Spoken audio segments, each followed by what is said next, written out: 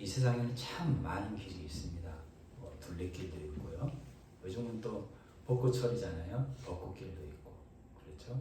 또 탄천길도 있고, 꽃길도 있고, 또 바른 길도 있고, 의의 길도 있고, 한강 길도 있고, 여러 길이 있다는 걸 압니다. 그러나 길이라고 해서 다 좋은 길이냐? 그렇지 않습니다. 필경 사망의 길도 있습니다. 오늘 본문에서 두 명의 제자가 나옵니다.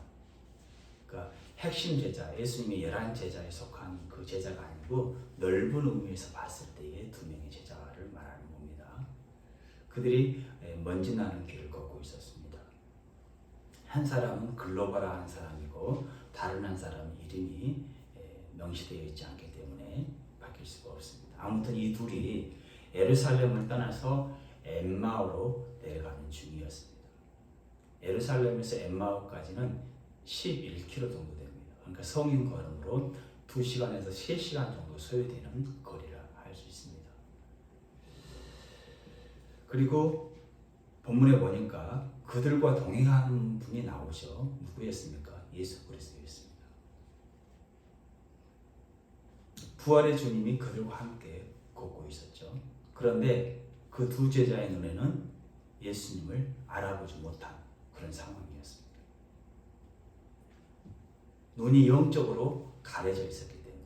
그러니까 이렇게 이 시간만 눈이 영적으로 가려진 것이 아니라 옛날부터 예수 그리스도에 대한 메시아에 대한 눈이 가려져 있었던 것이죠. 그냥 그래서 이 사람들은 예수님을 평범한 그냥 사람으로만 보고 이야기를 서로 주고받는 그런 장면이 연출됩니다. 그렇습니다. 이 세상은 아직도 창조주요, 구속주요, 심판주 되신 하나님을 알아보지 못하고 있습니다. 그래서 문제의 답을 가까이 있음에도 불구하고 자꾸 멀리서만 찾으려는 경향이 우리들에게 있는 것이죠. 주님이 두 명의 제자들 옆에 와 계심에도 불구하고 그 제자들이 주님을 알아보지 못했던 것처럼 오늘날 이 세상이 그렇습니다.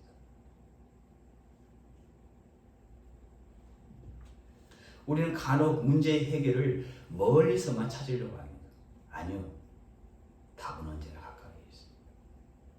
우리 옆에 와 있습니다. 그럼에도 우리가 헤매는 것은 자신만의 고정된 틀에 하나님을 가두려 한다는 것이죠. 즉, 이 문제는 이 방법으로만 해결해야 한다는 그 좁디 좁은 생각 때문에 하나님께서 다른 방법으로 일하고 있음을 깨닫지 못한다는 것입니다. 내 사고의 틀이 너무나 좁기 때문에 하나님께서는 다른 창을 열어서 일을 하고 계심에도 불구하고 내가 그것을 발견하지 못하는 거예요. 눈이 가려진 것이죠. 본문의 두 제자 역시 자신들의 실망과 슬픔의 감정에만 바라볼 뿐 옆에 희망 되시는 주님을 보지 못하고 있었던 것입니다. 왜 그래요? 그 두 명의 제자는 메시아라면 이 정도로 돼야 된다는 안경을 끼고 있던 거예요. 어느 정도 모세와 같은, 엘리야와 같은 어떤 힘없이 초라한 그런 사람이 아니라 장군과 같은 그런 사람의 이미지상을 딱 자기들 생각에 그리고 있었기 때문에 초라한 십자가에서 죽어버린 그런 예수의 이미지는 안 들어오는 거예요. 그러니까 옆에 예수님이 같이 걷고 있는데도 이 사람은 메시아가 아니다 이렇게 되는 것이죠.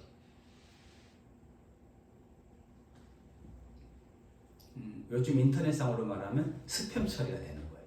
예수님이 와 계시는데도 튕겨 나가는 거예요. 차단이 하는 거죠. 그러다 보니까 어때요? 그들의 발걸음은 무거웠던 거예요.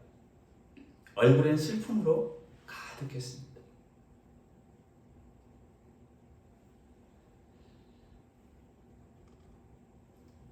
그래서 예수님께서 왜 그러냐 막 서로 얘기하잖아요.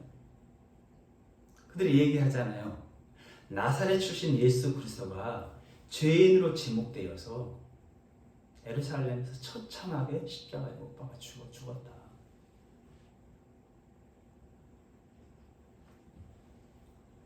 그러니까 그들은 더 이상 나사렛 예수를 따를 이유가 없었던 거예요. 그래서 엠마오로 내려갔던 거죠. 자, 여기서 우리 한 가지 물어봅시다. 예수 없이 가는 그 길,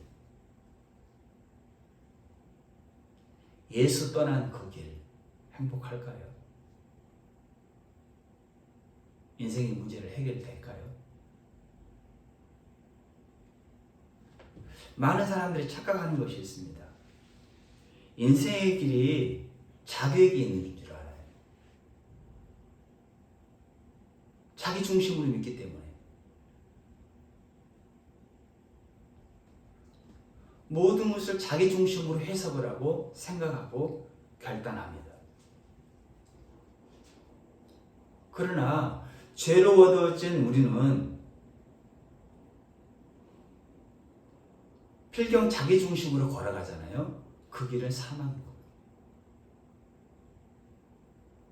그 종착지가 죽음이라는 것이죠.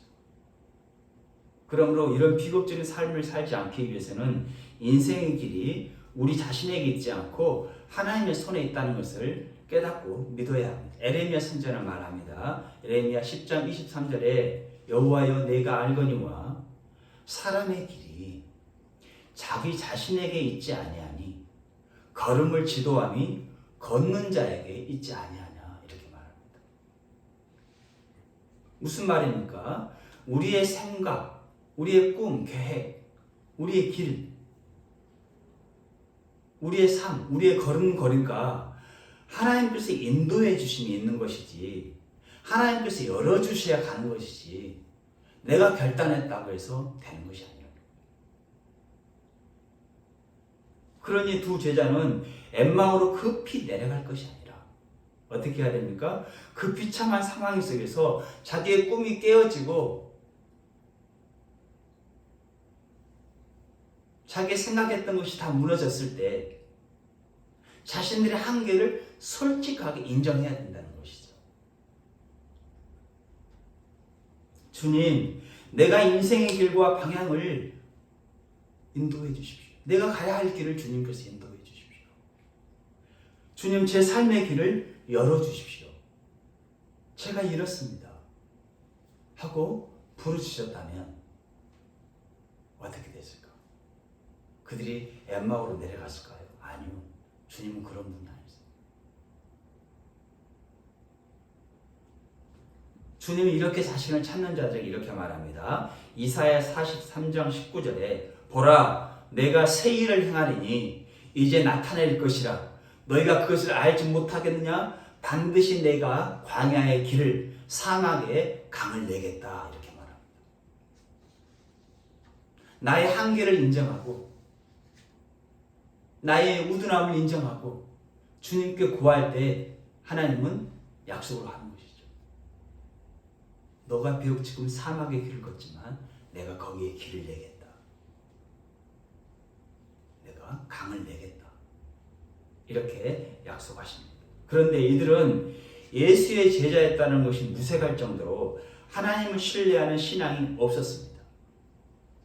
사실 그들이 엠마오로 내려가고 있었던 날, 이날은 예수께서 약속하신 대로 부활하신 날입니다. 사흘째 되는 날이었으니까. 죄와 사망을 정복한 축제의 날입니다. 그럼에도 그들은 그 부활의 기쁨을 전혀 누리지 못하고 있었던 거죠. 자기 프레임에 갇혀가지고.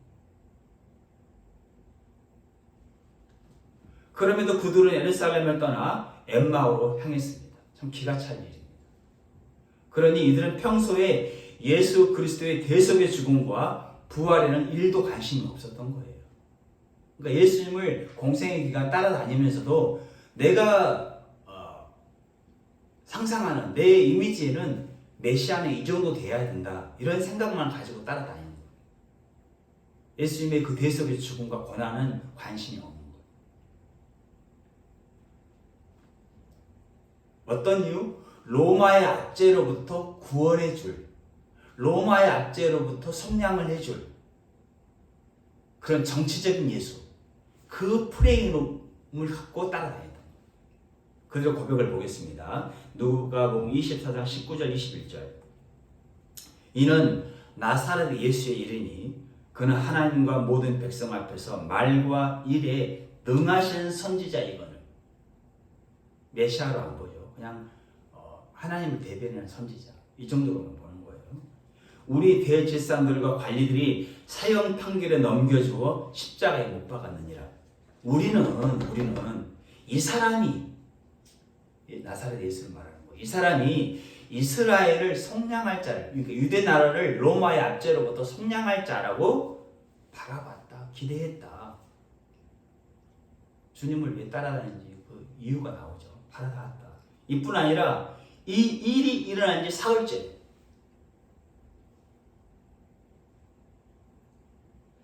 부활하신 날. 근데 그들은 부활의 개념도 없었던 거예요. 그들은 예수를 하나님을 대변하는 선지자로 하나님과 사람들에게 존경을 받는 좋은 사람으로만 보았던 거예요. 참 나사렛 출신 저 예수 청년 참 말과 언변과 행실에 참 대단해. 참 존경받을 만해. 이런 개념으로만 바라봤던 것입니다. 메시아로 구세주로 믿지 않고 있었습니다. 그냥 정치적인 야망 때문에 따라다녔습니다. 그런데 그들의 기대와 달리 예수께서 십자가에 매달려 끝내 숨을 거두자 자신들의 꿈도 사라졌다고 생각하니까 하늘이 무너진 것 같고 모든 것이 끝났다는 좌절감에 사로잡혀 있는 거예요. 그러니까 모든 것이 귀찮은 거예요. 자기의 그 기대치가 있었는데 그 기대치가 다 와르르 무너지니까 세상 말로 내가 여기에 뭘 다 투자를 했어요. 한번 해보겠다고 창업을 시작을 했어요. 잘 될 것이라고 생각을 하고 모든 것을 다 해서 투자를 했는데 그게 다 하루아침에 물거품이 됐을 때 그런 감정. 그러니까 정치적인 야망에 자기 인생의 모든 걸 걸었는데 그 예수가 십자가에 처참하게 죽어버리니까 그 야망이 한순간에 다 와르르 깨진 것이죠. 그래서 그렇게 슬픈 얼굴로 엠마오로 내려가고 있습니다.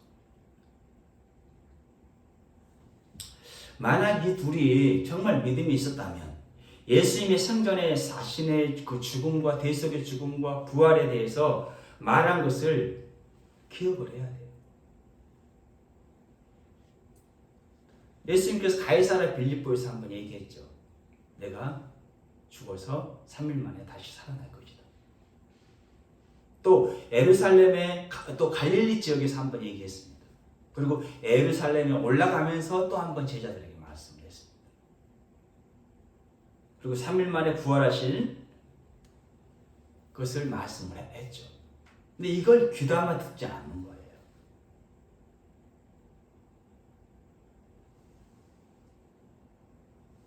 이뿐 아니에요. 이 두 제자에게 다른 여러 여자들이 빈 무덤을 확인하고 천사들이 예수가 살아났다는 것을 알려줬잖아요. 여자들이 그걸 듣고 와서 제자들에게 그대로 얘기를 했어요.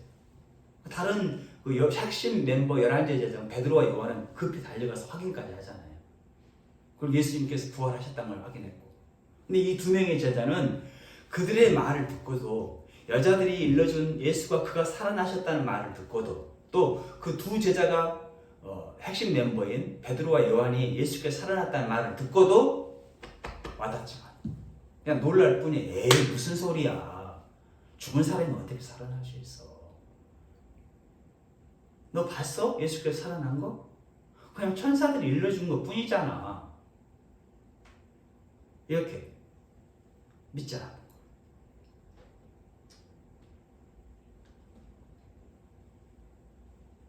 보겠습니다. 22절 24절 본문. 또한 우리 중에 어떤 여자들이 우리로 놀라게 했다. 여기서 놀라게 했다는 건 뭡니까? 에이 헛것을 봤겠지 왜 그래 이런 뉘앙스예요. 놀라게 하였으니 이는 그들이 새벽에 무덤에 갔다가 그의 시체는 보지 못하고 와서 그가 살아나셨다 하는 천사들의 나타남을 보았다 함이라. 또 우리와 함께한 이 한 자 중에 두어 사람이 무덤에 가 과연 여자들이 말한 바와 같음을 보았으나 예수는 보지 못했다. 그러니까 이들의 신앙은 뭔가를 확인하고 보고 믿으려고 하는 뉘앙스가 있는 거예요. 너 봤어 그거? 말을 믿지 못하고 뭔가 눈으로 직접 확인을 하고 보려는. 성경은 그렇게 믿음을 요구하지 않습니다. 보지 않고 믿는 믿음이 복되도다 이렇게 얘기하잖아요. 그 둘은 여자들로부터 예수께서 살아나셨다, 예수께서 부활하셨다는 소식을 듣고서도 말도 안 된다는, 그건 거짓이다라는. 이들의 이런 얘기 옆에서 누가 지금 듣고 있습니까? 예수께서 듣고 있어요. 지금 가만히 경청을 하고 있어요.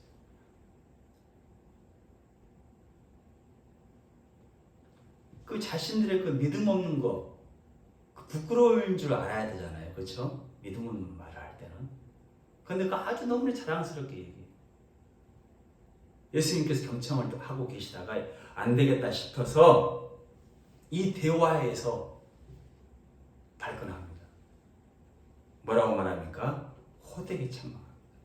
본문 보겠습니다. 25절, 26절. 이르시되 미련하고 선지자들이 말한 모든 것을 마음에 더디 믿는 자들아, 그리스도가 이런 고난을 받고 자기의 영광에 들어가야 할 것이 아니냐?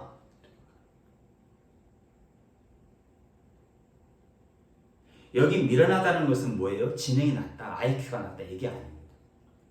정말 깨달아야 할 것을 왜 깨닫지 못하느냐 이 말이에요. 창세기부터 계시록까지 깨달아야 할 게 뭐예요? 예수 그리스도의 대선의 죽음이에요. 할렐루야. 이 본질적인 거예요. 근데 왜 그 본질적인 것을 깨닫지 않고 있느냐? 이 미련한 놈들아 이렇게 얘기한 거예요. 내가 이 땅에 왜 왔느냐? 죄의 문제를 해결하기 위해서 이 땅에 오지 않았느냐? 죄의 문제를 해결하고 내가 3일 만에 부활한다고 말하지 않았느냐? 이게 성경의 본질인데 왜 이것을 더디 믿고 있느냐? 선지자들이 말을 했고 내가 누누이 말을 했지 않느냐? 이렇게 말하는 거예요. 그런데도 그들은 어때요? 그 두 제자는 영광스러운 이야기에만 이렇게 심취해 있었던 거예요. 좋은 거, 죄, 슬픔, 희생, 헌신, 회개 이런 건 다 싫어하는 것이죠. 오늘날 우리들도 그래요. 복 받습니다. 건강합니다. 이렇게 하면 물질의 축복을 받습니다. 이런 거에는 귀가 설게 답니다. 그렇지 않습니까? 눈이 동그랗게 더 크게 떠요. 그러나 강단에서 죄를 회개하라 이렇게 얘기하잖아요. 희생해야 됩니다. 헌신해야 됩니다. 그러면 목사님 오늘 또 뻔한 얘기 하시네. 안 들어요.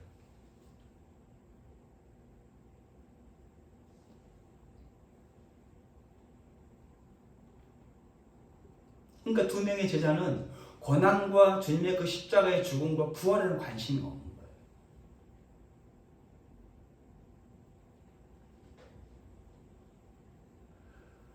구속의 그 예수 하나님의 그 구속의 큰 그림 그게 관심이 없는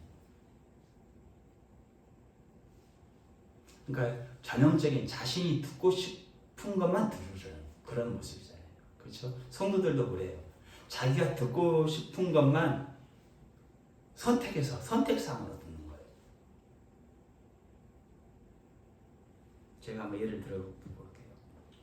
여기에 10명의 신남매를 둔 아버지가 있다고 생각을 해봐요. 아버지가 자녀들을 모아놓고 오늘 아빠가 한 얘기 잘 들어야 돼 이렇게 얘기하는 거죠. 그러면서 오늘 우리가 앞으로 이사가게 될 집이 있어. 너무 감사해. 좋은 일이지. 거기에는 너희가 필요로 한 모든 것이 다 준비되어 있어. 모든 것이 다 준비되어 있다 하니까 애들은 거기서 이제 흥분하는 거예요.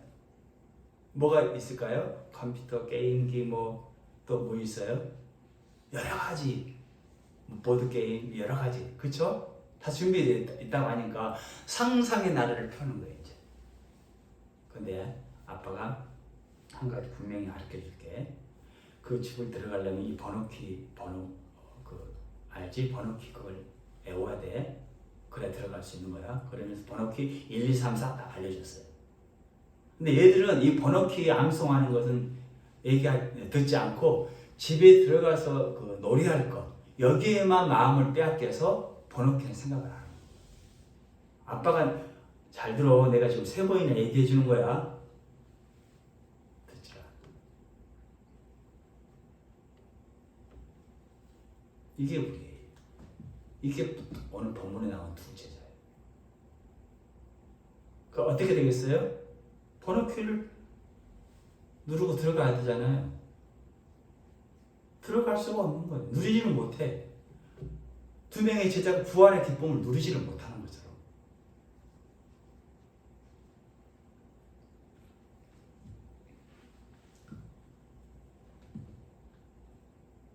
고난에 대해 예수 그리스도의 그 대속의 죽음에 대해서 부활에 대해서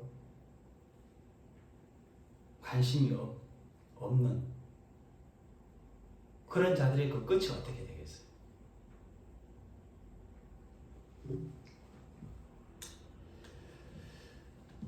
그래도 예수님은 포기하지 않습니다. 이 두 명의 제자를. 그러니까 어떤 문제가 생겼을 때요, 예수님이 어떻게 처리하는지 보겠습니다. 성경의 본질을 가르치기 시작합니다. 다시 한번. 주님은 그렇게 그들을 강하게 책망하신 후에 다시 한번 하나님의 구속의 큰 그림을 자세히 설명합니다. 왜냐하면 우리가 믿는 기독교는 어떤 교훈과 교양을 쌓기 위해 어떤 도덕적인 종교를 가르치는 게 아닙니다. 우리가 믿는 기독교는 속죄와 부활의 종교입니다. 할렐루야. 예. 속죄와 부활이 없으면 우리는 아무것도 아니에요. 여러분 심령에, 여러분의 신앙의 본질에 이 두 가지를 빼버리고 다른 걸 채웠다? 그 사람은 껍데기예요. 그럼 어떻게 해야 되는가? 이런 껍데기 신앙을 버리고 본질에 충실한 그리스도인 변화될 수 있는가? 성경. 하나님의 말씀이라. 그래서 주님은 그들에게 말씀을 가르칩니다. 누가복음 24장 27절. 이에 예수님께서 거기에 야, 내 손 봐봐. 내 옆구리 봐봐. 어떤 초자연적인 기적으로 그들에게 일깨워준 게 아니에요. 뭘로 합니까? 성경을 합니다. 이에 모세와 모든 선자의 글로 시작하여 모든 성경을 쓴 바 자기에 관한 것을 자세히 설명하니라. 아까도 말했지만 창세기부터 계시록까지 그 모든 말씀들, 모세오경, 창출 내미신 모세의 모든 말들과 선지자들의 모든 그 말이 누구를 기록하고 있느냐? 누구를 말하고 있느냐? 예수 그리스도의 십자가의 대속과 죽음과 부활에 대해서 말하고 있지 않느냐? 고난을 받고 죽고 3일 만에 부활할 것에 대해서 말하지 않느냐? 그래야 구속의 완성이 되지 않느냐? 이렇게 말을 한 것이죠.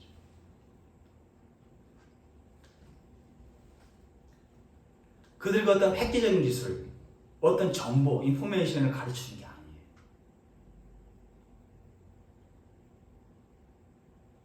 오직 성경을 풀어서 자세하게 설명했을 뿐이에요.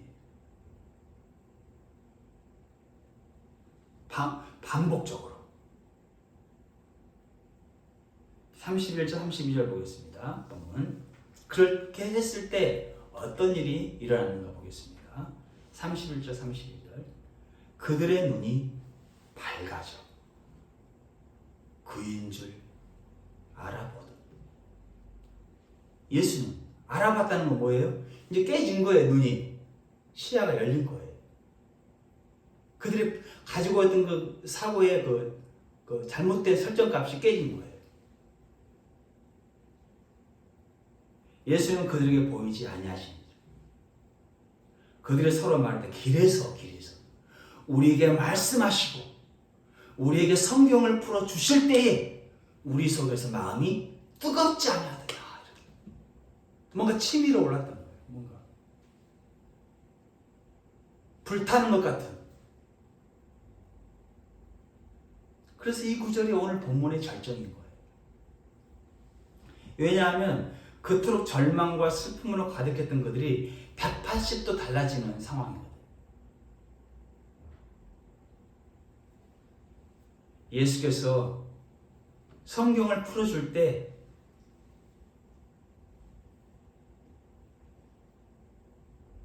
부활하신 예수가 보이기 시작한 거예요. 아, 내가 가지고 있는 프레임이 잘못되었고 예수 그리스도의 대속의 죽음을 내가 깨달아야 했었구나. 부활을 내가 깨달아야 했구나. 이 부활의 신앙을 믿는 게 진짜구나. 대속의 죽음을 믿는 것이야말로 진짜 신앙이구나.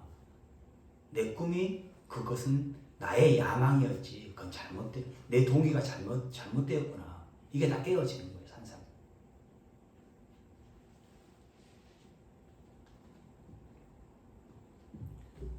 하나님의 말씀이 이렇게 능력이 있습니다. 왜? 에레미야 23장 29절에 이렇게 말합니다. 여호와의 말씀이니라 내 말이 불같지 아니하냐? 바위를 쳐서 부스러뜨리는 방망이 같지 아니하냐?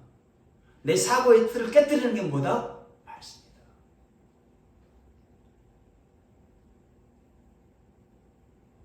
그러므로 지금의 환경만 바라보지 말고 낙심하지 말고 하나님의 말씀을 열어서 예수 그리스도를 바라보고 하나님께서 내 삶을 어떻게 인도하실지를 바라보고 기도에 전념할 필요가 있습니다. 그리할 때 시간과 역사의 주인 되신 하나님께서 우리를 인도하실 것입니다. 그렇게 두 제자가 주님의 말씀 앞에서 엠마오로 가는 길, 그 사망으로 향하는 길을 딱 멈춥니다. 엠마오로 거의 다 도착했어요. 11km나 되는 거리를 걸어서 왔단 말이죠. 근데 거기서 주님의 말씀을 듣고 나서 유스카로 들어갔다가 어떻습니까? 거기서 끝내고 유턴해서 에르살렘으로 돌아간다는 것이죠. 낮에 가는 길도 그 당시의 길은 사실 어려워요. 근데 그 밤중에 다시 유턴을 해서 에르살렘으로 돌아간다는 건 그건 더 어려울 거예요. 그렇죠? 그러나 그 속에 불이 붙은 이상 그게 무섭지가 않은 거예요.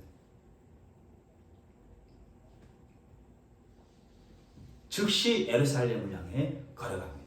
신앙은 그러므로 뒤로 미루는 것이 아닙니다. 하나님의 말씀이 내면화가 되고 내게 불이 떨어졌을 때 어떤 확신과 어떤 결단이 섰을 때 바로 행동할 필요가 있는 거예요. 거기서 만약에 그 두 제자가 그래요? 주님 알겠습니다. 그러면서 우리 하룻밤 피곤한데 그냥 자고요. 내일 가겠습니다. 사람은 마음은 금방 변합니다.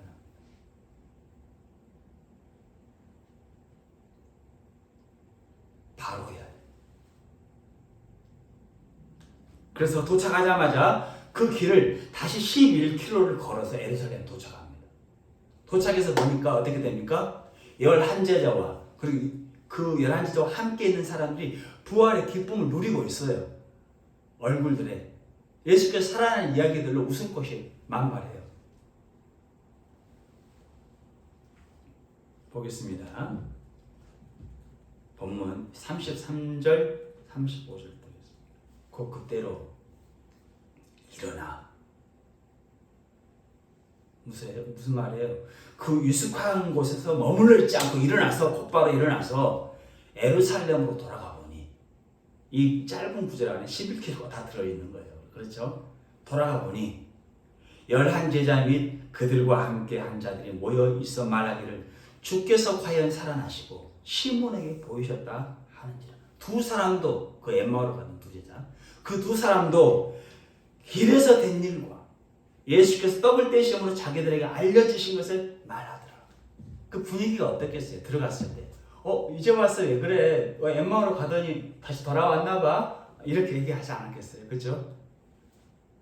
근데 너희들 표정이 좀 달라졌다? 얼굴이 기쁨이 넘치는데? 무슨 일이 있었어? 이렇게 물어보지 않았을까요? 그렇죠? 그 두 제자가 우리가 길에서 만났어. 뭘? 부활하신 주님을 만났어. 얼마나 부끄러웠는지 몰라. 정말 예수를 보고 내가 그동안 잘못 믿었나 봐. 미안해 친구들아. 이러면서 그쵸?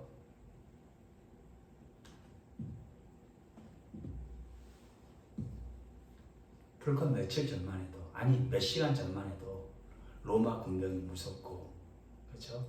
꽁꽁 닫고 살았던 것들. 여기서 한 가지 우리가 알 것은 내 한 사람이 부활의 주를 만났다. 이거하고 11명과 다수가 부활의 주를 만났다. 누구의 말에 더 확신을 주겠습니까? 내 한 사람이 경험했던 건요. 아, 내가 그때 피곤해서 그런 거 아니야? 이럴 수 있어요. 긴가민가 할 수 있어요. 그러나 여러 사람이 다 한 주제를 가지고 똑같이 그렇게 보고 말했다. 이건 확신이에요, 확신. 공동체가 확신 있게 돌아가는 건요. 여러 구성원이 똑같은 말을 했을 때 그건 더 힘차게 돌아가는 거예요. 할렐루야.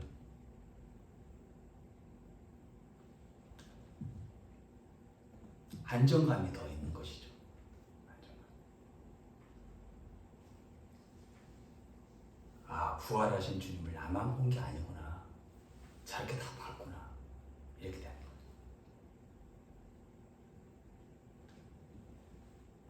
설교 결론을 내리겠습니다. 우리는 소중한 것을 옆에 두고도 자꾸 멀리 찾으려고 합니다. 그러나 세월이 지나고 나면요. 내가 겉으로 찾던 그 답, 행복은 가까이 있습니다. 그 두 제자에게 옆에서 예수님이 같이 함께 했던 것처럼 여러분 안에 여러분 곁에 누가 계십니까? 예수 그리스도가 계십니다.